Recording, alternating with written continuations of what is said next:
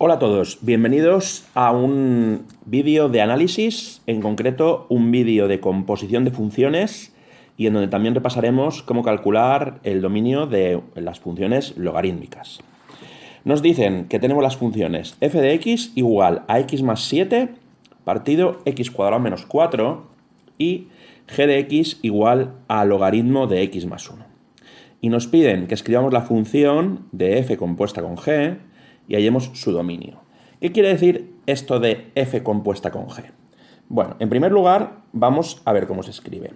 Cuando nos dicen f compuesta con g, tenemos que tener en cuenta que se escribe al revés. Se escribe f, este circulito significa compuesto,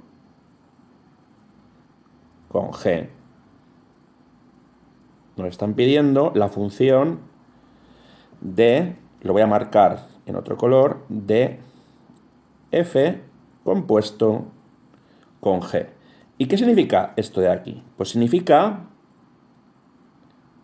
ir a la función g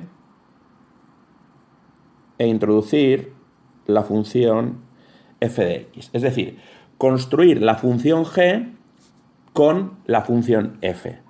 Entonces, lo que tengo que hacer es ir a la función g,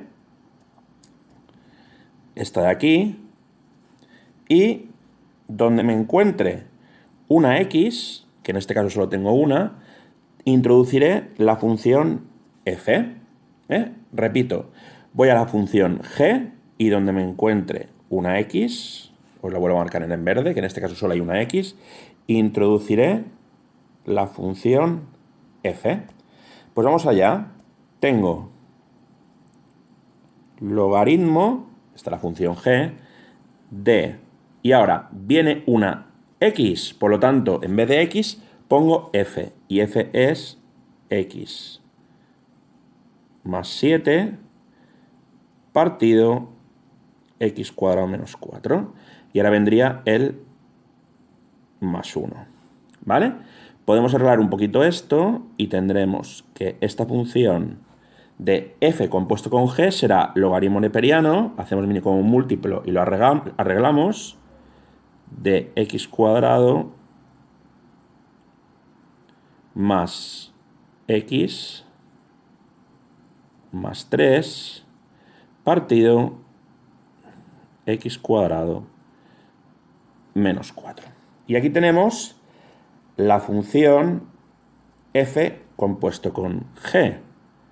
Si nos pidieran, nos pueden pedir también la función de g compuesto con f, de g compuesto con f. ¿Y qué sería en este caso? Construir f con g de x, ¿vale? Es decir, ir a f y cada vez que me encuentre una x, meter g. Bueno, pero en este caso nos lo piden, por lo tanto, borramos esto de aquí. Espero que haya quedado claro cómo componer funciones.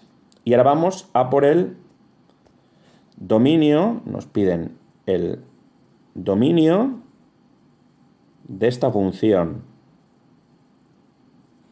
¿vale? El dominio de esta función. Fijaros, tenemos logaritmo de x cuadrado más x más 3 partido de x cuadrado menos 4. Entonces, recordar que los logaritmos están definidos para números positivos. No están definidos ni para el 0 ni para números negativos. Por lo tanto, tenemos que resolver esta inecuación de aquí.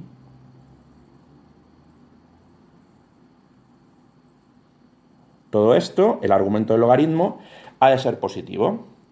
¿Qué podemos hacer? Fijaros, por un lado, resolvemos x cuadrado más x más 3 igual 0, ¿vale?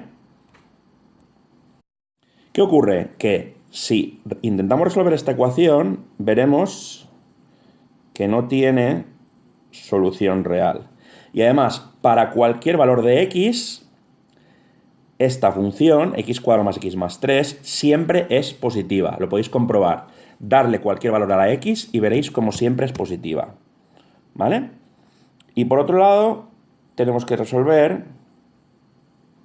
x cuadrado menos 4 igual 0, que si lo resolvéis queda que x es más menos 2.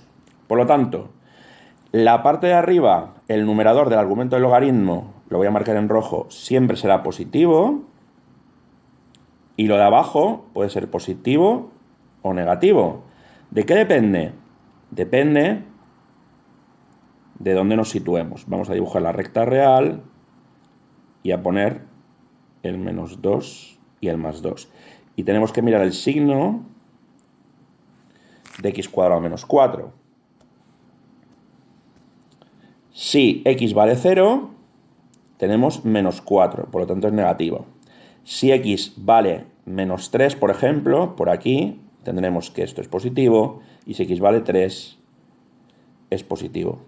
Además, recordar que, como no podemos dividir por 0, estos dos valores no estarán incluidos en el dominio.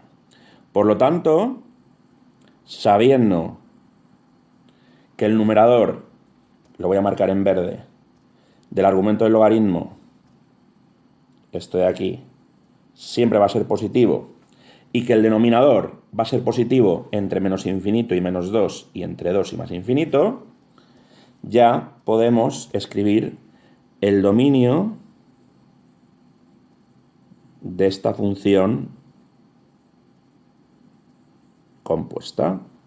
¿Qué será? Pues todos los valores que van desde menos infinito a menos 2, y el menos 2 no lo incluimos porque no podemos dividir por 0,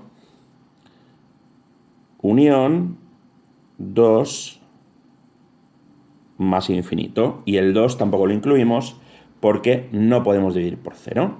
Muy bien, ya hemos obtenido la función compuesta y además hemos hallado su dominio.